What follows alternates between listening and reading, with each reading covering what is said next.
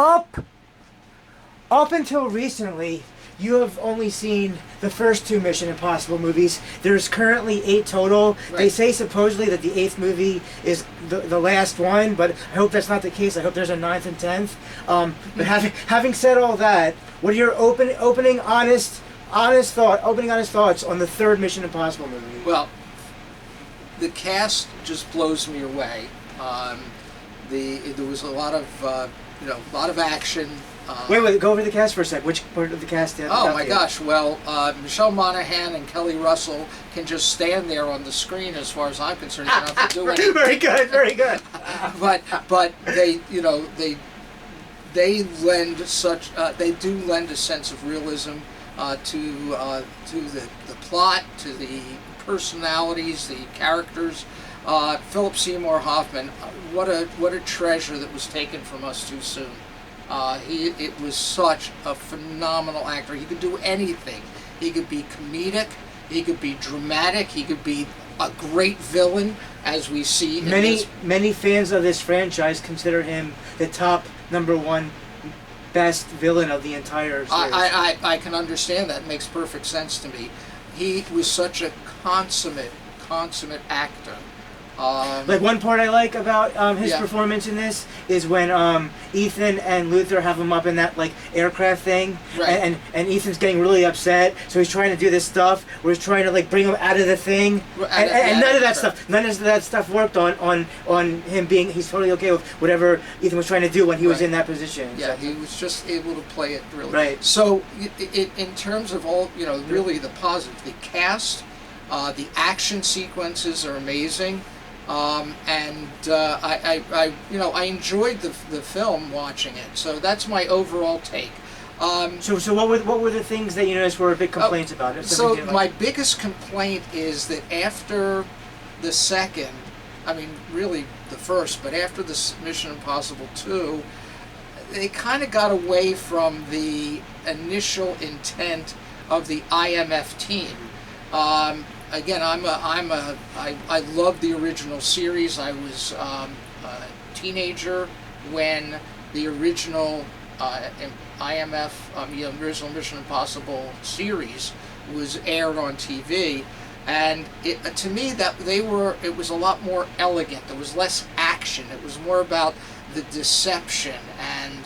As far as what you're talking about right now, and I understand what you're saying, so about this one, they do try to fix that in the fourth movie. Do they? They do try to correct what you're talking about there. Okay, so I have to continue watching this only series. If you want to. Only if you want to. But having said that, I'll just tell you, we're gonna go back to 3 in a sec. But just to let you know about all that. So 4, the big set piece thing that's eye-opening for people is in the middle of the movie when Ethan is on that Dubai building. Okay. And while that was really well done with the Dubai building in the middle of that movie, I didn't care for that. I can't comment yet. The third act of the fourth movie, I didn't care for. Right. The thing to stood out was that Dubai, and 5 through 8 is the same director. I'll just say I really liked 5 and 6 a whole lot. So, so for instance, the opening scene, where they give you the lead into the finals, like the climactic scene in the movie, where Philip Seymour Hoffman, Davian, has Michelle Monaghan, tied up, and Ethan is there right in front. And to me, the original idea, the original concepts of the Impossible Mission Force would be that Davian was really Ethan. That would have been, to me, like, oh, okay, that's the big reveal at the end where Davian, Ethan disguises himself as. Well, that's why I like, at least in this one, in this third movie, they actually show how the mask is made. Right. So they make the mask. They're in the bathroom. Right. And then real Davian is seeing fake Davian. And I don't know. I liked all that part at least. But before we get too far into this, guys. Yes. Due to technical difficulties, we did not do Rain Man today, but that's going to hopefully be done real soon. Yeah, that'll be done. Within the next week or so. I do apologize. That's all on me. Don't blame Ben. I had some glitches and and it'll be not coming able soon. to see. Yeah. So anyway, yeah. so Mission Impossible 3. Any other things you didn't care for about the movie before we go over more positives? No, I'll tell you, really, that's my only complaint, because I think, first of all, J.J. Abrams is great at filming action movies. I mean, just like he's become legendary in his own time. The first real, I know he did Lost as a TV series. The first major picture that I saw was the original reboot of Star Trek. I'm going to give you some quick incentives on possibly wanting to see 4 and 6. Oh no, you don't have to. No. Michelle Monaghan, right? Yeah. She has a little cameo of herself at the end of 4. Okay. And she's also has a big part of herself at the end of 6. Fair enough. Like that. Fair enough. All right. So this is actually for people, like you said, different franchises. For people that like actor Simon Pegg, this is his introduction to the series in his third movie. So he's in everything. So what? And so my comment is, sure. it's what my impression was. It became almost like James Bondish. That's what you said. And Simon Pegg is now Q. Right. You know what I'm saying? The equivalent. Yeah. The equivalent. But I love Simon Pegg as an actor. I love him in the Star Trek reboot. I loved him in the zombie movie. All that kind of stuff. Yeah. I mean, just he's really also to me an incredibly accomplished actor. He can do a lot of stuff. For those who saw.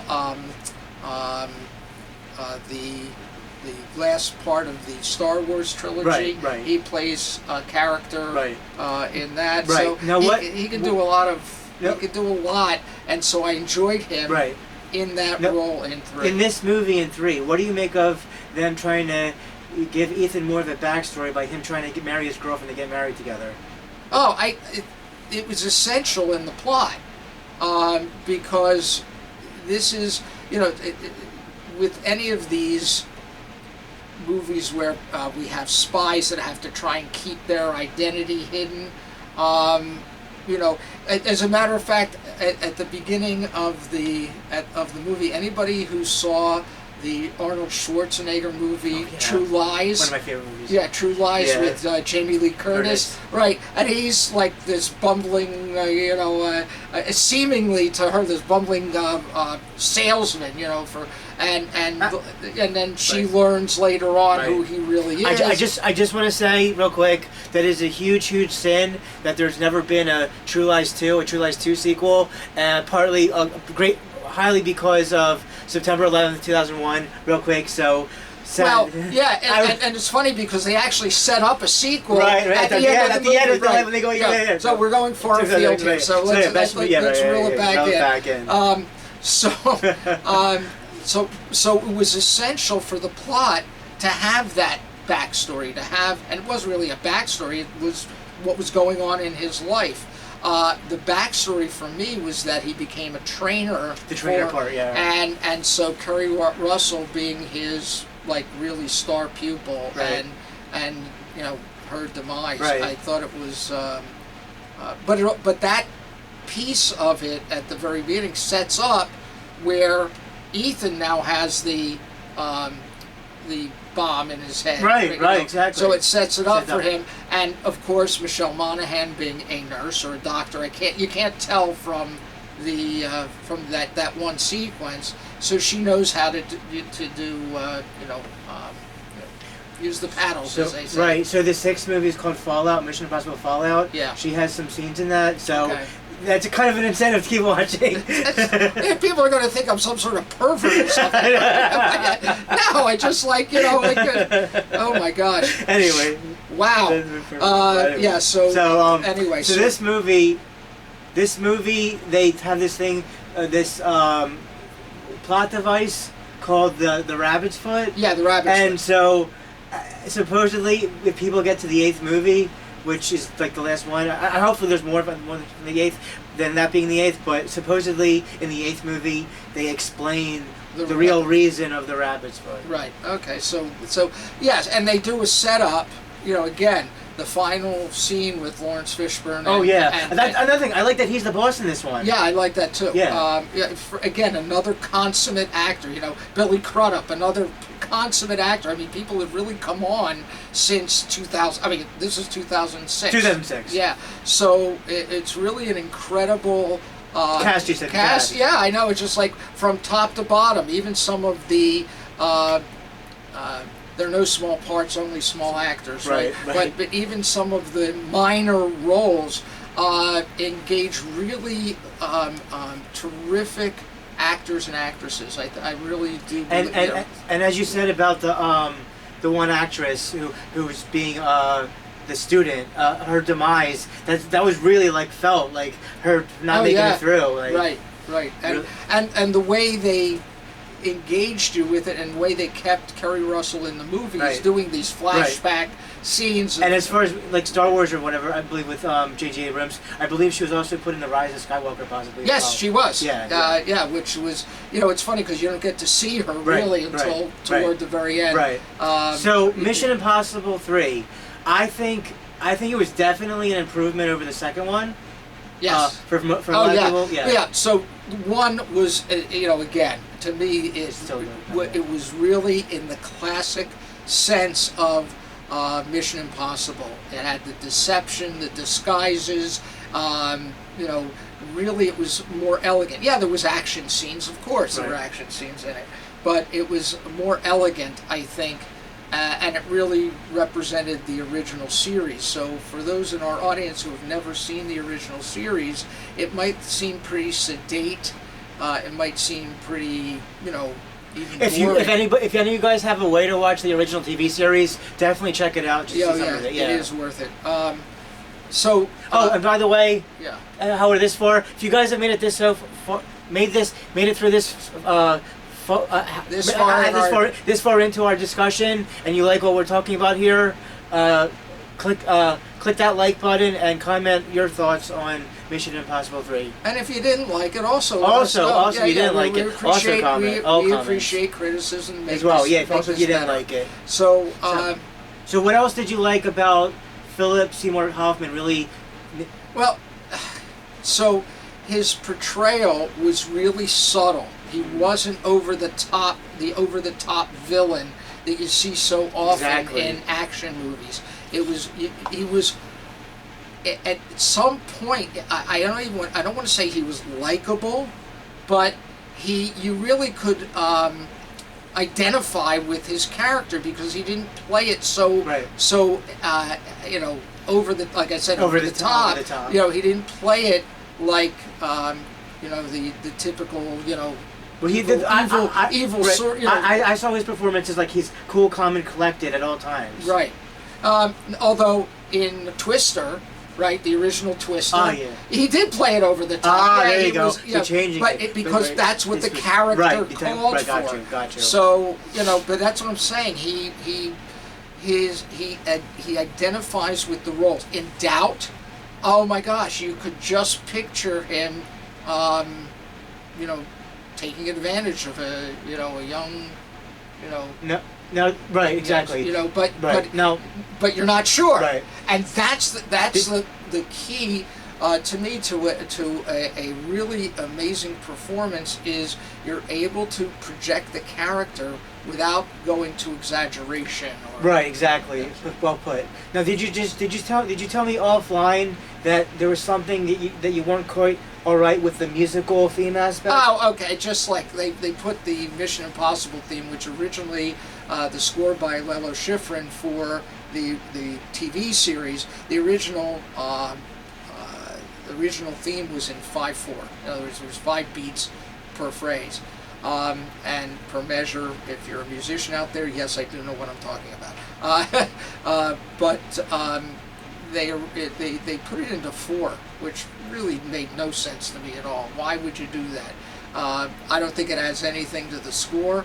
I don't think it adds anything to the music. The background music, though, and I do apologize to forget who the composer was for the movie, but whoever it was did a really remarkable job in supporting the action without being too obvious, with the music. It wasn't like you were listening to the music, but it's there. I do, because I have my background as a musician, so my ear is always listening for the music. And I thought that they did a much better job with 3 than they did with 1, even. So. Okay. Nice. All right. So I just want to tell you again. Up until 5, it was always a different director doing it. Right. But when 5 started with Christopher McQuarrie in 5, he does 5, 6, 7, and 8, wow. which I think I liked his 5 and 6, right. but I really think they should have for those more recent ones still chosen a different director each time. I think that was kind of a downside, that how he directed the 7. Well, we'll see as I go through the series. Yeah. So anyway, so my take, you've heard my take on the movie, and so overall, and again, it's my own particular bias, because for a Mission Impossible movie, I don't want it to be a James Bond movie. For you, it's all too James Bond. I thought it was too, it was more about the action than the like I said, with the original Mission Impossible, it was about deception, it was about character, and there was a little action always, of course. So I would give it a 4 out of 5. 4 out of 5? 4 out of 5 is pretty good. Well, it's still a good movie. I mean, it's my personal bias. I mean, I know people who would probably give it. But even with your bias. Even with your bias, 4 out of 5 is still a pretty good rating. To me, that's because look, here's the thing. This is the way I look at in terms of music, in terms of art, movies, stage productions. It's the idea is. I'll ask you the question: is broccoli good for you? Yes. All right.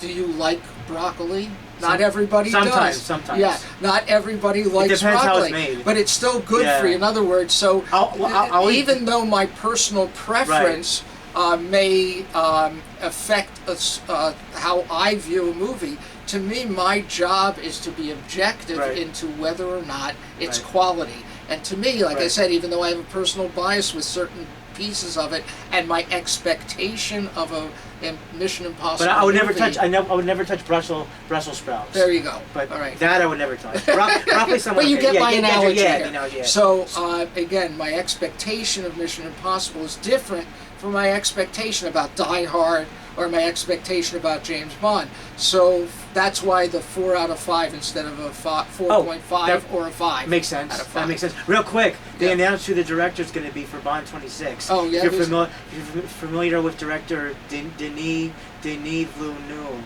No, I'm not. I'm not really excited about him as being. We'll go more into that later. But final thoughts and opinions on Mission Impossible 3. I think I pretty much summed it up. It's a terrific movie. The action's terrific. The acting is terrific. Again, I just wish there had been a little more of that. More of how 1 was like. Yeah. Makes sense. Yeah. So, hopefully next time we'll be doing Rain Man. Yep. And I don't really care for 4 too much, but I really like 5 and 6. Okay. 5 is Rogue Nation, 6 is Fallout. Okay. And I mean, I'm just saying, not in a non-perverted way. Monahan does come back in the series later on. She's easy on the eyes. Easy on the eyes, put it that way. Yeah. So that's all we got for you guys for now. All right. Thank you so much for joining us. Thanks for joining us. We'll see you at the movies, and everybody dance and have a good time. This is friend and co-host Rabbi and Millennial Man Motions Entertainment LLC signing out for now.